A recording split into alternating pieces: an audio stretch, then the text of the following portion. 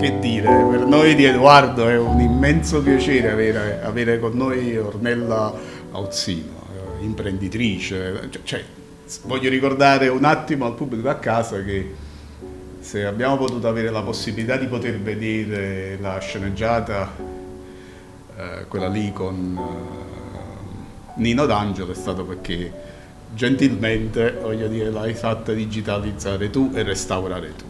Ciao a tutti, ma soprattutto perché tu hai cominciato un progetto che è quello di riportare la memoria storica di quello che è un patrimonio poi fondamentalmente del territorio, cercare di farlo rivivere a chi magari non ha vissuto, ecco, pure tipo me che insomma probabilmente non ero neanche nata, e quello che poi è stato e che ha dato i Natali poi a tante altre cose belle che sono nate a Napoli, quindi la tradizione è sempre fondamentale. È un po' strano che venga continuamente dimenticato questo pezzetto buono della storia di Napoli, no? Nessuno se ne occupa. Ma io credo che comunque, cioè, diciamo che è un po' anche nell'indole proprio napoletana, che siamo un po' menefreghisti su certe cose, quindi, e purtroppo questa è una delle cose che ha dei risvolti poi negativi tutti i giorni, possiamo vederlo per quello che succede. Comunque cioè, mi hai sorpreso e sono rimasto estremamente sorpreso perché,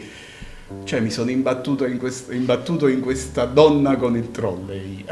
Diciamo pure che diamo merito a chi ha il merito, è stato il primo ad intervistarmi, poi sono venuti altri giornalisti, altre cose, però diciamo è stato la puntata numero 1 delle interviste. È perché io vidi sulla pagina Facebook un tuo intervento, rimasi colpito e dissi, secondo me, anche perché sai, io ho un po' una visione diversa, cioè nel senso che a me fa piacere presentare energie positive, persone che non riescono ad avere voce, cioè è una cosa bella perché c'è bisogno di questo. È un metodo un po' innovativo pure di fare informazione e tu magari sei stato pure sì, perché poi alla fine parlano sempre gli stessi. Sì, parlano sempre gli stessi e dicono sempre le stesse cose. Si raccontano gli scandali, si raccontano le cose negative che ovviamente dovrebbero essere la denuncia prima di poi, ok, ho visto che c'è questa cosa negativa, si arrestano, si applicano le leggi e si finisce il quadro lì. In realtà poi succede scandalo, melma che viene buttata su X settore, nel caso mio per dire la pelletteria che viene sempre associata al tarocco e tutto il resto, tutto finisce lì, ma nessuno poi crea le leggi o le cose affinché, cioè, dico una cosa che ho scoperto recentemente dopo diciamo questo enfasi sul pezzotto di Sky, no? Che quindi siamo in TV, sì, okay? sì. Se tu vai a guardare le pene scopri che praticamente chi compra un pezzotto Sky rischia tantissimo ed è giusto, chi compra una borsa contraffatta non rischia niente. Quindi che mi associate continuamente sta cosa di Napoli, che poi non siamo la patria perché diciamo ci sono storicamente proprio paesi molto più inoltrati di questo, però fa comodo a tanti, insomma, cioè stiamo parlando della contraffazione, soprattutto nella pelletteria, per cui tu dici Napoli è Napoli un polo, non il polo pellettiere delle firme che questo è eccellenza, manifattura, fabbriche che sembrano ospedali, cioè, e non è vero che sfruttano tutte le aziende, i lavoratori, cioè c'è tanto indotto e ci viviamo in tanti in questo settore. Detto questo, si associa sempre l'idea della pelletteria napoletana un po' come si fa con l'informazione. Esiste Gomorra, ma quelli fanno i clan, decide niente nessuno, sono gli imprenditori che sono rimasti sul territorio, che hanno sviluppato le aziende, non sono collusi col sistema e vanno avanti con la difficoltà di avere dei macigni sulle spalle, perché quando uno da fuori viene a Napoli dice vabbè, ma voi fate i falsi.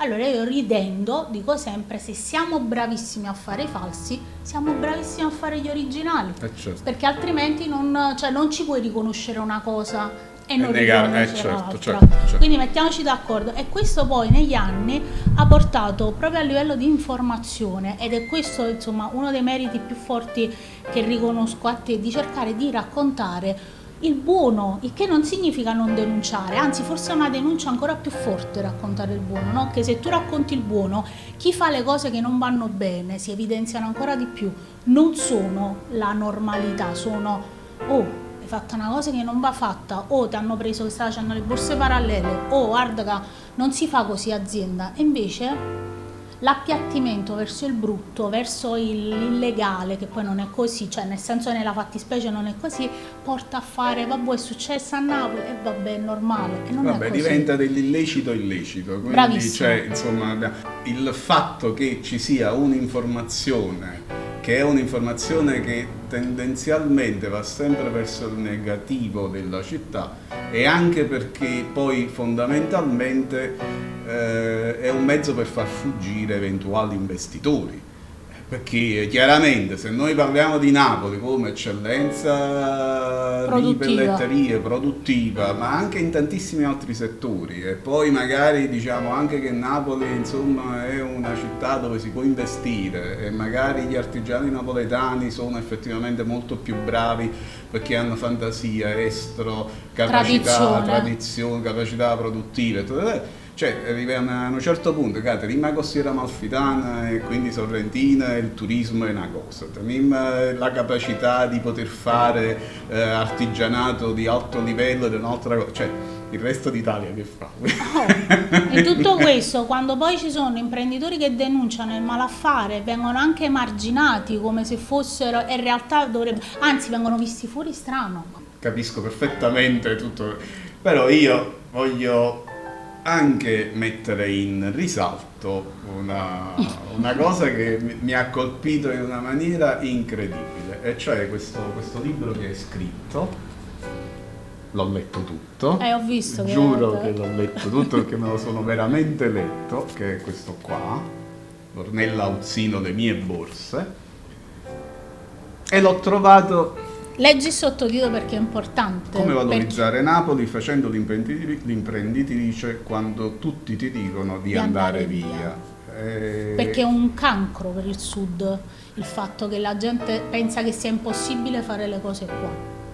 Cioè sì, tu devi fare il pizzaiolo, te ne devi andare in America, perché qua non è vero. Devi fare il pellettiere, devi andare in Toscana, non è vero. Allora, ho letto e devo dirti che praticamente l'ho trovato, e questo lo dico al pubblico a casa, insomma, ho trovato più che un libro, l'ho trovato un manuale, cioè un manuale di come una donna che ha le idee chiare e che ha l'amore per il lavoro che fa, è riuscita a muoversi negli anni per riuscire a portare avanti poi il progetto di fare una fabbrica dove vengano fabbricate delle borse di alta qualità, grandi firme, ma sei stata eccezionale, cioè questa donna con questo, cioè a me ci sono stati dei punti, lo dico proprio in maniera molto sincera, che mi hanno anche un po' commosso, perché immaginare questa ragazza giovane con questo trolley in giro per l'Italia ad andare penso che poi pure molte porte in faccia ti saranno state chiuse. Per quello che ci dicevamo prima, perché quando tu ti presenti e dici che sei napoletana... Io non so se riesco a comunicare, ma è una cosa molto molto importante, perché una ragazza casametto, giovane, con un trolley, e incomincia ad andarsene per tutta l'Italia del Nord a dire datemi lavoro perché io sono capace di fare questo, datemi lavoro perché io sono capace... E poi ci riesce, cioè è una persona che sicuramente non rientra...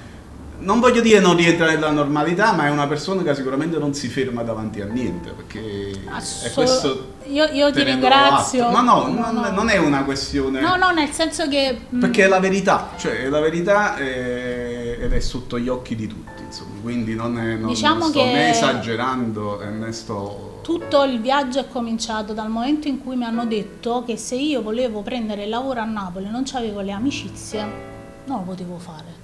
Allora tu dici mentalmente una cosa a una donna del genere, cioè gli poni un limite, io sono nata in tilt, perché io dicevo non posso prendere sempre lavori sottopagati, che questo ad esempio è il negativo, che però stranamente non viene così reclamizzato poi nella realtà. Non si possono prendere solo lavori sottopagati o di lobby eccetera eccetera, perché non posso arrivare a lavorare con uno, certo non è semplice, certo non mi conoscono, Meno male che hanno inventato i social, meno male che hanno inventato, diciamo, la cultura, e quindi che tu puoi trovare informazioni, capire come funzionano i sistemi di comunicazione innovativi, e i social, a differenza di quello che si pensa, sono un grande strumento di appunto di socializzazione, ma proprio di ampliamento del proprio mercato. E quindi per un microbo come me, che ero allora e sono tuttora, parlare con persone che stanno migliaia di chilometri distante da me, magari pure dall'altra parte dell'oceano, o a 500 km da Toscana, che è la patria praticamente, e poter presentare un curriculum aziendale e dire: guarda, esisto pure io, guarda che è una cosa importante. Molti hanno paura di farlo, perché possono intaccare l'attuale lavoro che hanno, perché le firme lavora Tizio e Caio, allora molte cose sono anche inventate e fomentate, sai, come quelle cose create ad arte giusto per impaurire le persone, tipo l'uomo nero. Cioè ci sono tutta una serie di storie, bisognerebbe veramente fare tutta una serie di storie inventate su Napoli, sulla pelletteria, dove in realtà non esistono, vedi, come quello che ti dicevo prima, però vengono tramandate in maniera orale, e quindi la gente pensa che realmente esistano queste cose, ed è una cosa devastante per il settore. Perché se si deve accostare Napoli si mettono, tipo film che non voglio citare, nella stanza e decidono la manodopera del capo di abbigliamento, ecco, tutti quanti pensano che la pelletteria a Napoli funziona, tutti quanti che non sono del settore. In realtà non funziona così, lo posso dire al 100%, sono praticamente 50 anni che non funziona così, però nessuno ha avuto il buon gusto o comunque l'impegno, perché ovviamente non fa soldini e non ti fate nella scorta, di raccontare e dire: guarda, le cose sono cambiate a Napoli, molti artigiani sono diventati super imprenditori e hanno 200 persone a lavorare e fanno campare un indotto, pagano le tasse sul territorio e quindi creano, con tutte le difficoltà del caso, perché tu c'hai le strade devastate in periferia, i centri Casandrino, tutte le zone lì attorno, non ci sono mezzi di trasporto che ci arrivano, ma ci sono imprenditori folli che continuano a fare azienda anche se hanno sulle spalle il marchio di facciamo solo contraffatto. E non è così, perché al massimo a Napoli si vende tanto contraffatto, nel senso che si smercia, però non è un polo produttivo fortissimo. E quindi poi col tempo, insomma, raccontarla attraverso un libro e raccontarla attraverso i social è stata la conseguenza normale per dire alla gente: cercate di fare nei vostri settori qualcosa per la vostra terra, poi non ci riuscite. Allora dici: io sono dovuta andare fuori, per dire, io ho mio fratello che vive in Australia, molti di noi abbiamo parenti che vivono in altre parti d'Italia o che sono costretti ad emigrare. Chi resta cerchi di fare quantomeno di scegliere la parte da cui stare. Se sui social si parla bene di Napoli, cercare di non dire però stanno quelli là che pagano, parlo del mio settore, che sottopagano, ok, stanno quelli là, San Giuseppe Vesuviano fanno una roba cioè ragazzi, veramente è devastante, perché bisogna combattere con la cultura di fuori che ci vedono come nemici, eppure con quella interna.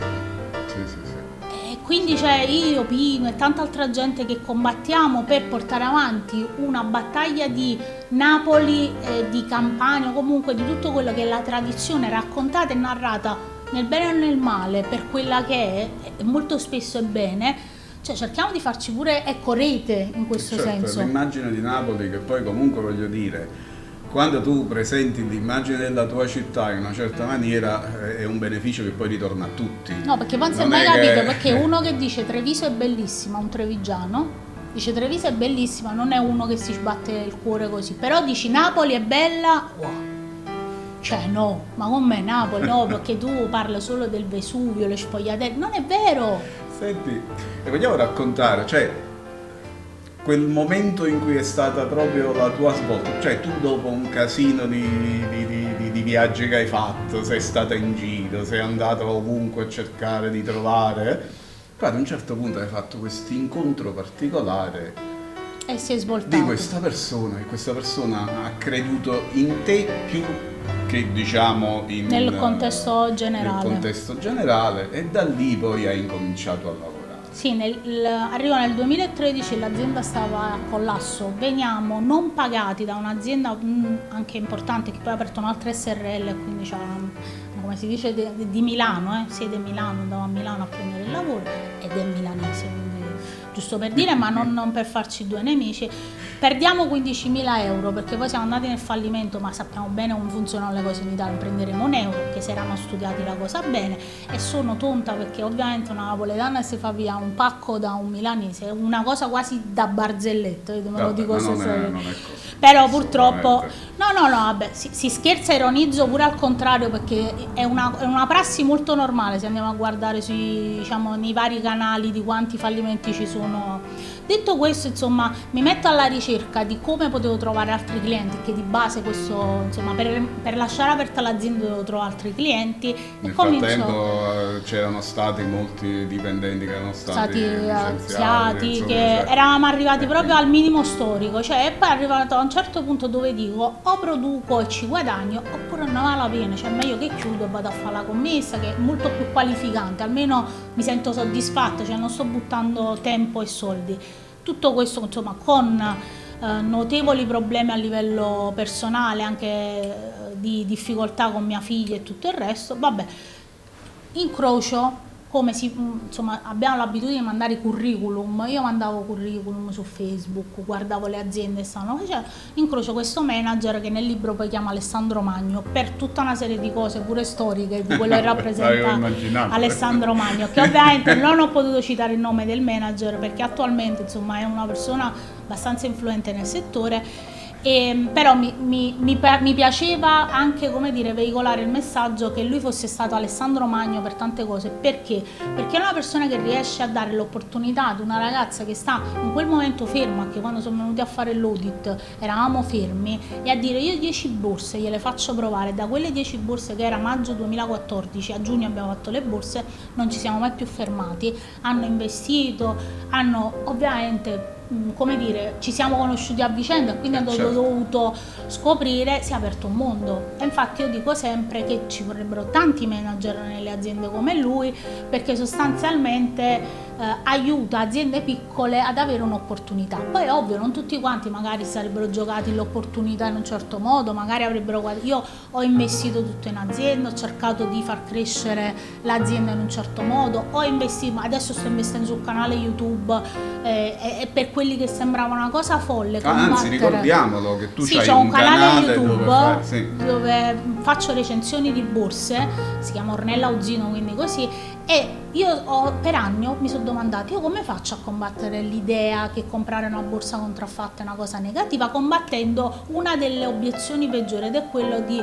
come faccio ad avere una borsa figa se ho 50 euro, 100 euro, 200 euro, e così sono arrivata a più di 100 recensioni di marchi di tutti i tipi. Adesso sta succedendo una cosa bellissima, è che sia sul territorio, che ci sono un sacco di brand locali che fanno davvero delle belle cose, sia proprio a livello italiano esistono tanti micromarchi che ci mettono un impegno, un amore, e quindi si comincia a raccontare l'Italia e anche il territorio in maniera completamente differente. Vogliamo spiegare i micromarchi che cosa sono per le persone? Certo, allora, noi siamo abituati a pensare Louis Vuitton, Dior, Gucci, che sono e creano un ottimo indotto e lavorano tantissimo a Napoli e producono tantissimo a Napoli, portafogli, borse. Il fake nasce proprio dall'idea: non mi posso permettere la borsa, mi compro il pezzotto, noto così, insomma, o il fake o la borsa parallela perché voglio avere quel prodotto, non me ne frega che non è la stessa cosa, e quindi ho cominciato a raccontare quello che c'è dietro alle borse originali, quindi tutto quello che significa l'indotto positivo, le aziende che crescono, il negozio e tutto il resto, e tutto quello che c'è dietro al fake, insomma, che è completamente illegale e dà soldi alla criminalità. In mezzo a questo ho cominciato a raccontare i micromarchi, che sono brand che a fatica si fanno produrre delle borse, chi è un designer si fa produrre dalle aziende, chi sono terzisti hanno creato proprio delle aree a parte che producono dei brand, e la Campania è ricchissima anche da questo punto di vista di brand, e ci sono brand che vendono tantissimo anche dall'altra parte del mondo. Cioè sono praticamente, in sostanza, dei giovani per la maggior parte, artigiani che riescono a portare avanti dei modelli loro. E ci sono anche brand storici, cioè per prendiamo Tramontana ad esempio, cioè esiste una tradizione anche pellettiera dal punto di vista proprio di brand che non nulla da invidiare alla Toscana, che ovviamente ha il brand però Napoli è ricchissima di micro brand. Sì, ma noi già infatti chi è che segue un po' la storia di Napoli, già prima dell'unità d'Italia il lato di pelletteria, soprattutto per i guanti, a Napoli era Napoli è stata top, penso che le origini di tutto quello che fa parte della pelletteria e soprattutto dei guanti è nata in Campania, sia dal punto di vista della produzione di pellami, perché i guanti hanno dei pellami particolari, sia dal punto di vista della produzione proprio pratica. Esistono ancora delle aziende che producono perché il guanto ha delle lavorazioni ancora molto artigianali proprio in senso stretto e vanno fatte a mano e tutto il resto, che si mantengono a Napoli nel centro storico. Prima tutte le aziende, quelle che sono note come le aree dove si faceva il falso, che sono la zona della sanità, i quartieri spagnoli, noti, Vergine, tutta quella zona lì, molte aziende poi si sono trasformate e hanno cominciato poi a spostarsi nei poli un po' più industriali, perché ovviamente la logistica, far passare un camion insomma per scaricare o caricare in quei vicoletti non è proprio semplice e non è neanche giusto poi dal punto di vista proprio storico-culturale, che rischi di rovinare poi pure. La cosa bella è che in effetti si stanno creando dei propri marchi. Assolutamente, il problema è che non esiste come ad esempio se tu vai a Firenze ci sono i mercatini o i quartieri dedicati a questo, sarebbe bello anche raccontare attraverso il comune, e spero veramente il comune di Napoli si prodighi ancora di più, un po' come si fa con i presepi, vabbè? Però proprio creare una mappa dove tu puoi andare a visitare. Ci sono tanti artigiani a Napoli, pure nel centro storico, mi viene in mente Talarico, ma ci sono i ragazzi come Antonio De Patrizi, li cito perché mi fa piacere, Piazza Mercato, centro storico pieno, e ce ne sono Macri, ce ne sono veramente tantissime. E questa è una cosa che possiamo sfruttare i nostri grandi mezzi di educazione, l'appello che puoi tranquillamente fare. Chi è il sindaco? Il sindaco, parliamo dei sindaci. Anche Salerno potrebbe essere. Ma perché non organizzare dei tour dove uniamo l'enogastronomico, il paesaggio alla pelletteria o tutto quello che è l'indotto intorno? Per cui perché non creare che chi deve venire a produrre a Napoli gli si organizzano dei tour in costiera e far coincidere tutte queste cose. Ne ho parlato tempo fa pure con delle persone, di dire vengono a Napoli, devono produrre, le aziende gli offrono un tour della città, un tour della costiera amalfitana, un tour, in modo che cerchiamo di unire le forze e di far capire che noi siamo la parte che va raccontata e non necessariamente quelli che fanno, no, perché esce solamente poi le cose negative, eccetera eccetera. E quindi sarebbe importante che le istituzioni aiutassero a far emergere certe cose. È stato fatto con difficoltà col food, perché la pizza, comunque i pizzaioli, un po' come i pellettieri, ognuno è, diciamo, maestro supremo. I pellettieri siamo uguali, cioè purtroppo i vecchi pellettieri siamo tutti maestri supremi che facciamo le magie, le borse, facciamo tutti quanti le borse bene, uguali, diciamo terziste, cioè, però siamo, ognuno di noi abbiamo insomma questa. Ma questo c'è però questo è il bello pure. Egocentrismo napoletano partenopeo. Però a differenza di altri posti dove poi questa cosa si è trasformata se ne stanno andando all'estero a produrre, cerchiamo di farli rimanere qua rimaniamo ancora un po' legati a nostra azienda, rubare il dipendente fra un'azienda e l'altra, cercare di fare lo screccio. Allora bisognerebbe appianare un attimo sta cosa, fare fronte comune e dire ok, esiste la Toscana, esistono il brand del lusso, ma esiste il mondo, per cui creare proprio fiere. Un po' l'Unione Industriale ci ha lavorato molto col calzaturiero, altro settore iper diciamo produttivo a Napoli dal punto di vista delle firme del lusso. Louis Vuitton, Ferragamo fa le scarpe a Napoli e le borse e i portafogli da decenni, cioè. Sai da dove si vede che tu sei una persona che va oltre su tutto? Si vede sulle piccole cose, perché adesso per esempio io non so se le persone hanno notato che tu hai detto ok, d'accordo, però esiste il mondo. Cioè questa è un'affermazione che detta così dice vabbè, uno sta parlando, no, invece detta così ha un significato preciso e specifico. Complimenti, sei sempre è sempre così. Cioè secondo me bisogna comunicare a casa, bisogna comunicare alle persone che abbiamo delle persone come te che sono preziose, perché se non ci fossero persone come te probabilmente Napoli starebbe molto molto peggio rispetto a come sta, assolutamente. Guarda, ti dico una cosa curiosa, hanno ripostato un articolo di un annetto fa, quando pubblicarono questo articolo dove io parlavo proprio del altro che a Tarocco a Napoli si produce il brand del lusso.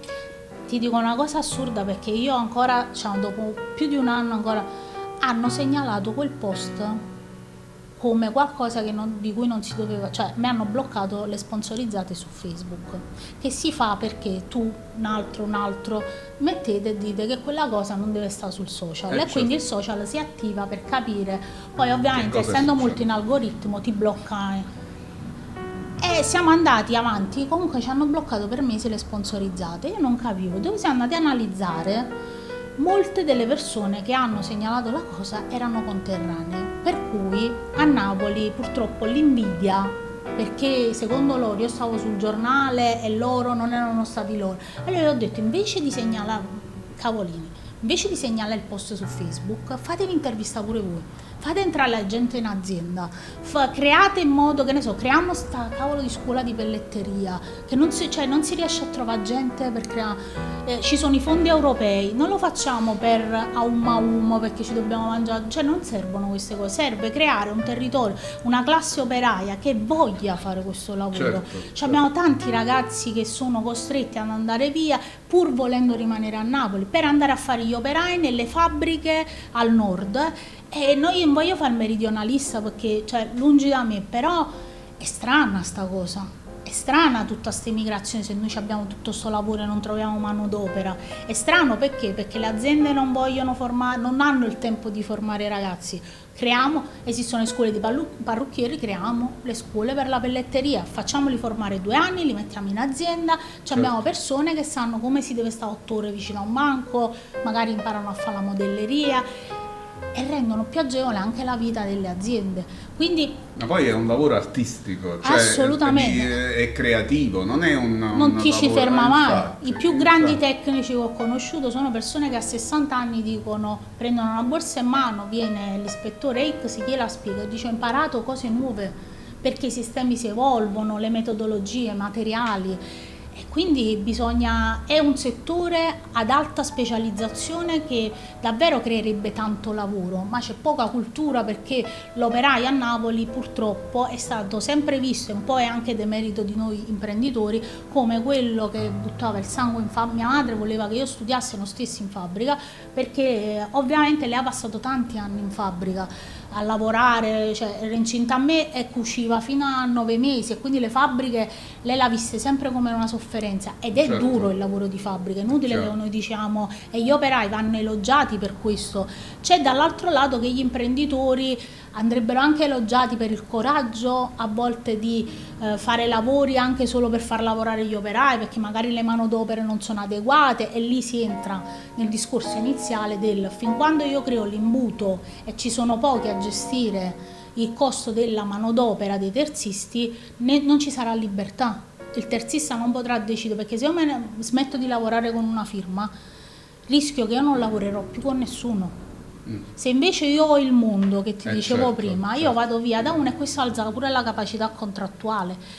Però probabilmente, come un po' hai sottolineato tu, c'è una volontà esterna affinché Napoli resti la patria del tarocco e non la patria del lusso, perché poi va a finire che i lavori arrivano direttamente a Napoli e poi non ci guadagnano più come ci dovrebbero guadagnare. Questa è un po' la solita storia che credo si ripeta non solo nella pelletteria, ma si ripeta un po' in tutto, perché sarebbe inspiegabile capire perché noi che abbiamo un'altra volta lo stesso discorso di prima, abbiamo la costiera amalfitana, la costiera sorrentina, fin giù Palinuro e anche oltre in Calabria sono dei posti meravigliosi, e guarda caso poi puntualmente sui grossi network nazionali alla fine, durante il periodo pre-estivo, perché queste cose escono sempre durante il periodo pre-estivo, c'è sempre un problema in costiera, e guarda caso invece in Adriatica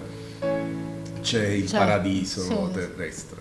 Poi vai lì e non ti puoi fare manco il bagno perché l'acqua. Vabbè, comunque in ogni caso tu degna di ammirazione, noi di Edoardo siamo stati felicissimi di averti qua e abbiamo pensato di inaugurare questa nuova serie di trasmissioni proprio con te. Grazie. Abbiamo pensato di inaugurare questa nuova serie di trasmissioni proprio con te e abbiamo pensato ad un piccolissimo riconoscimento di Edoardo nei tuoi confronti. Aspetta un attimo. No. Ecco qua, questo è un omaggio di Edoardo ad una donna eccezionale, un'imprenditrice. Chiaramente come Edoardo non potevamo non scegliere che delle maschere e siamo felici di averti avuto qua. Grazie. Sicuramente Edoardo ti sarà sempre vicino. Niente.